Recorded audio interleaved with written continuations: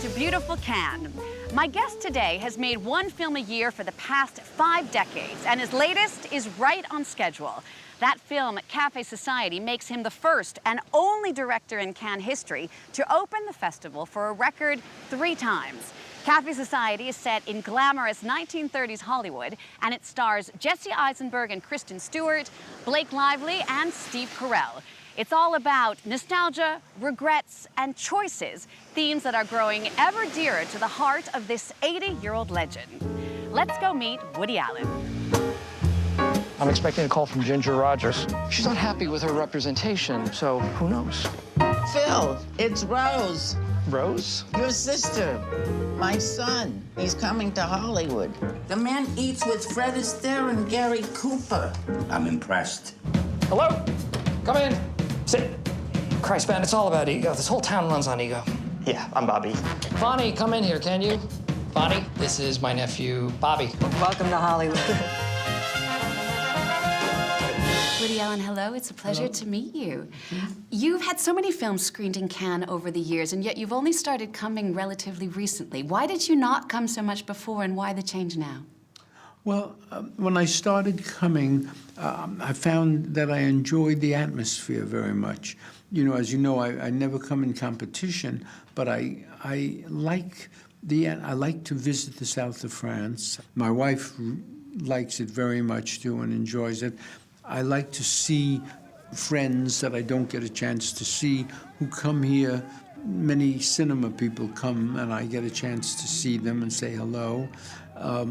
And the audiences are very cinema-oriented, and so, you know, it's a very positive atmosphere. So it's sort of like a little vacation for a few days. When I made my movie here, I made some movie. There's so many you can't remember. I made one movie here, Magic in the Moonlight. I got to spend several months here, living in Mougins, and you know, I loved it. What was it like on Café Society? Now you're working with such a young generation of actors. Do you do anything in particular with people like Jesse, who you had worked with before, or Blake Lively or Kristen Stewart, to make them not feel so intimidated of you and what you represent? They do not feel intimidated. No. Believe me, they do not feel intimidated. These are, you know, very accomplished. They're young, but they're very accomplished actors and actresses who work with many directors and films. They do very, very well, and you know, they have no problem at all. They come in, and the atmosphere is very relaxed. I let them do whatever they want to do. You know, I have great respect for the instinct of the actors, and so it's very easy for them. Yep. I'm seeing someone. Oh. What's he like? Doug is a journalist. Oh.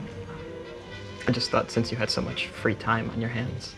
He travels a lot. And I really like spending my time with you. I hope that's okay. You know, you're very sweet. Have you heard that before? You have this deer in the headlights quality. Thank you.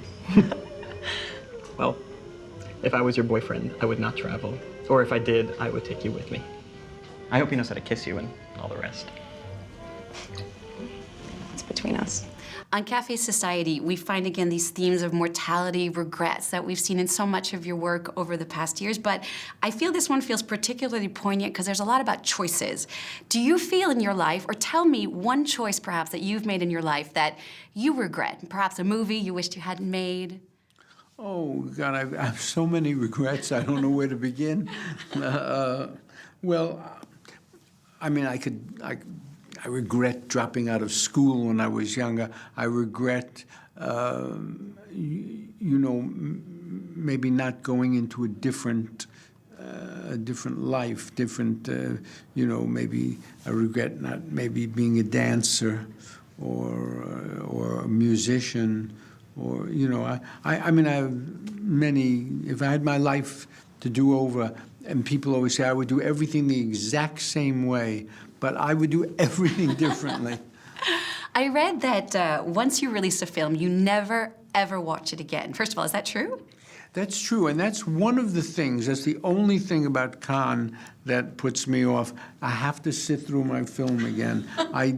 you know, when I go to red carpet events to promote films in the United States or any place, I go down the red carpet, and when that's over, the people go in to see the movie, the lights go down, and I leave. I go to a restaurant, and I have dinner. And then when the movie's over, there's always a party after, and the press, and I go to that. But here at Cannes, They make you go. cannot escape. Do you? But why? Aren't you curious to know why a film like Annie Hall or Manhattan has become such a pop phenomena after all this time? Wouldn't you be curious just to see them again? No, I'm not curious. I make the film, and it's there's no telling why. You can never learn anything. You make the film, and for some reason, everybody loves this film. Everybody does not like that film. And when you make it, you think, oh, this is such a good film, and then nobody likes it. Then you think, oh, this film is very mediocre, it's nothing special, and the whole world likes it. You know, and you never learn anything. It's so irrational. How did you first get hooked on movies? What was the very first film you saw? Oh, I was going to the movies since I was 5 years old, since I was a little boy. You know, my older cousin always took me to the movies, and I always loved movies. And as I got older, I would go every day if I could. I was not good in school, and as soon as school was over, I would very often run to the movies, and all summer long when we had no school, I would go to the movies every day, and all the other mothers of my friends would say, oh, it's terrible, it's bad for your eyes, and it's, you know, you should be at the beach, you should get sun. But then it turned out that the sun gives you cancer, you know, so not so bad. Woody Allen, thank you so much. It was lovely to meet you. Thank you. Love is not rational. You fall in love. You lose control. Whoa, is that good or bad? No answer is also an answer. Socrates said, the unexamined life is not worth living. But the examined one is no bargain. Yes? Life is a comedy written by a sadistic comedy writer.